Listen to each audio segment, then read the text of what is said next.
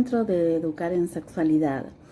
Hoy vamos a trabajar sobre una temática que hace a nuestra propia historia en referencia a la sexualidad.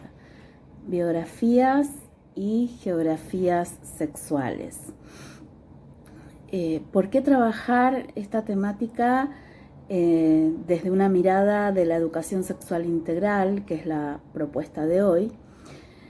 Porque la realidad es que cuando educamos siempre estamos, aún sin darnos cuenta, teniendo ciertas miradas que reflejan nuestra historia personal.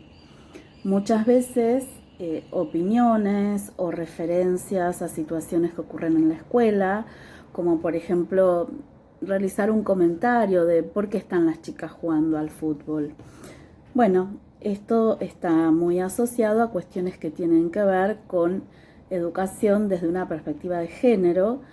¿Qué pasa con este pensamiento de por qué las chicas no podrían jugar al fútbol o por qué sí tendrían que jugar al fútbol?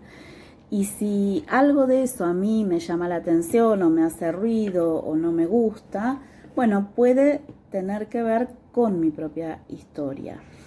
Entonces, y más que nada en educación sexual integral, cuestiones que hacen a prejuicios, a mitos, a creencias, a la forma en que fuimos educados se van a poner más sobre la mesa, más en relieve a la hora de brindar educación sexual.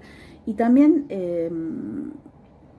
va a haber una situación que tiene que ver con qué contenidos elijo trabajar primeros, cuáles dejo para lo último, qué me cuesta más, qué me cuesta menos. Hacer un repaso entonces por nuestra propia historia es muy importante para saber, bueno, cuáles son nuestros miedos a la hora de abordar ciertos contenidos de la educación sexual integral, o cuáles contenidos me resultan difíciles de abordar y no quisiera tener que abordarlos, y por ahí solicitar a alguna compañera, algún compañero que se ocupe de esos temas. Al mismo tiempo, cuando abordamos temas que tienen que ver con la sexualidad, estamos en alguna medida dando orientaciones, dando opiniones con el silencio o con la palabra, y que también están en relación con nuestra propia historia.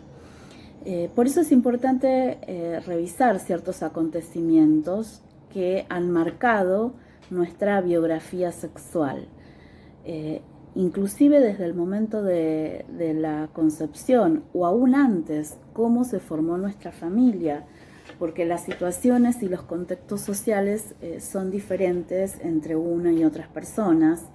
De hecho, en lo actual, en esta situación, en este contexto en el que estamos viviendo de pandemia, de pasar días y muchos días en casa, en donde los vínculos se ponen más en manifiesto, en donde la forma de tratarnos está más a la orden del día, pasamos muchas horas en casa con niños, niñas y adolescentes, se pueden empezar a ver algunas diferencias en el trato, cómo las familias tratan a sus hijos varones, cómo tratan a sus hijas mujeres, y qué podemos brindar desde la educación sexual integral. Y eso nos remite a nuestra propia historia, cómo fuimos criados, cómo se gestó nuestra familia, qué sabemos de nuestro origen, somos o hemos sido adoptados, quién eligió nuestro nombre, nos gusta nuestro nombre, nos hacemos llamar por nuestro nombre, tenemos algún seudónimo, algún sobrenombre, porque alguna de las recomendaciones para esta cuarentena desde el Programa Nacional de Educación Sexual Integral tienen que ver con esto, con tener en cuenta qué está pasando en las casas, en las familias, en esto de la convivencia de tantas horas, de pasarlo en casa, cómo podemos colaborar para visibilizar aquellas cuestiones que hacen al género. En casa se trata con equidad de género a niños y niñas. Bueno, y en mi propia historia, ¿qué pasó? ¿Cómo se trataba a los varones y a las mujeres de la familia? Porque eso también va a hacer que yo pueda pensar que es mejor lo que me pasó a mí o no, o todo lo contrario, y entonces dar mensajes que tengan que ver más con mi historia que con lo que nos propone la ESI. Por eso pensarnos es muy importante. Y otra cuestión es la geografía sexual, que muchas personas preguntan, bueno, pero ¿de qué se trata eso? Uno de los ejes de la ESI es el cuidado del cuerpo y de la salud. Y bien sabemos que la educación sexual es integral. Y en esta cuestión de la integralidad están esto de asociar que el cuidado del cuerpo y la salud no tiene que ver solo con lo biológico, sino también que tiene que ver con lo afectivo, con la diversidad de cuerpos, que tiene que ver con los derechos que tenemos todas las personas de recibir información sexual. Y por lo tanto, cuando hablamos de geografía sexual, estamos hablando de nuestro mapa de amor, de nuestro mapa corporal, de cómo queremos, de este mapa de amor corporal, de cómo queremos, cómo cuidamos nuestro cuerpo, cómo reconocemos cada partecita de nuestro cuerpo, cómo ha sido esta identificación con este cuerpo, lo queremos, lo cuidamos, cómo somos nosotros, nosotras como docentes en nuestro propio cuidado personal, qué transmitimos a niños, niñas y adolescentes respecto del cuidado de nuestro cuerpo y de nuestra salud.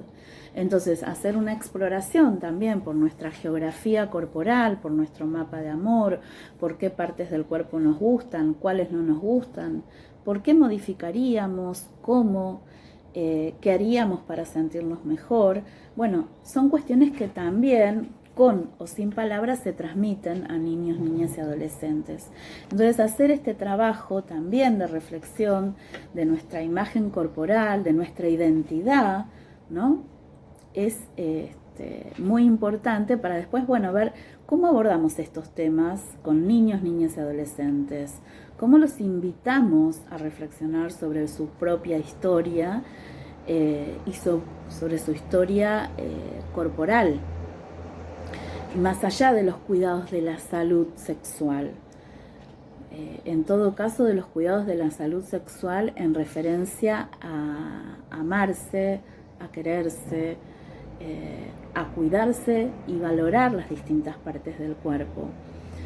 Entonces es ir descubriendo y cómo hacerlo. Entonces todas estas cuestiones nos invitan a reflexionar sobre nuestra historia. Por eso trabajar sobre biografías y geografías sexuales es muy importante para los docentes, ya que van a estar siempre a flor de piel estas cuestiones íntimas propias que hacen a la identidad de una persona y que tenemos que de alguna forma reflexionar, analizar, pensarnos, acomodarnos a lo que nos está pasando, saber cuáles son nuestras creencias, cuáles son nuestros miedos, nuestros mitos, nuestros prejuicios y ver cuáles son las realidades y enfocarnos en lo que tenemos que enseñar cuando hablamos de cuidado del cuerpo y de la salud, o respetar la diversidad, o trabajar el eje de la afectividad. Bueno, vamos entonces manos a la obra a comenzar a hacer una revisión de nuestra historia y de nuestra geografía sexual. Como siempre, invito a que se sumen a Educar en Sexualidad en Facebook, en Instagram, en @mariamartacastromartinoficial, y la página web de educarensexualidad.com.ar, donde brindamos capacitaciones online.